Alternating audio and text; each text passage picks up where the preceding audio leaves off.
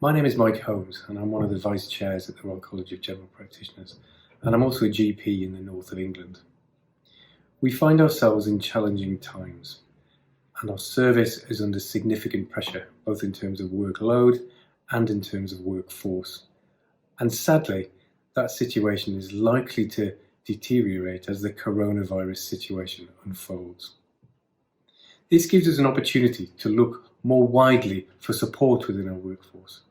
And in this video, I'm going to focus on the potential support we can get from medical students. The BMA has produced some guidance and we will provide a link to that guidance. But there are key things to consider. Students must work within their competencies. They are also unable to take on tasks that require professional registration. We must consider how we provide supervision for them, and we must put a suitable agreement for remuneration in place prior to them starting. I'm going to ask Alice, who's a third-year medical student, just to talk us through some of the roles that could be suitable for medical students within the general practice setting. Thanks, Mike. So we've discussed the types of roles that medical students might take up in general practice to provide support at this challenging time, and we've come up with three broad categories. The first is patient contact roles. So we could use our clinical skills to help GPs and nurses to assess their patients, carrying out clinical observations, ECGs, venipuncture, urinalysis, swabs, so on.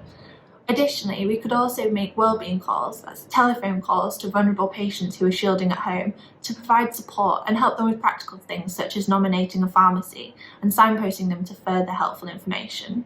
The second category is patient support roles.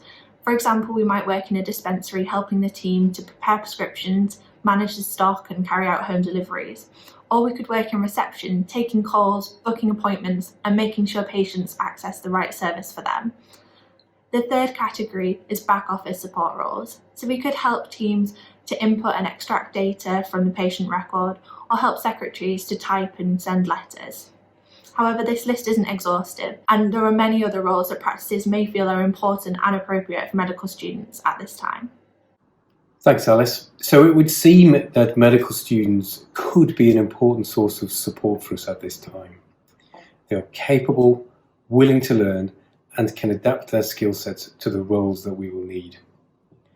At the college, our aim is to provide further resources for both students and practices if you decide to work together at this difficult time, and they will be posted on the website alongside this resource.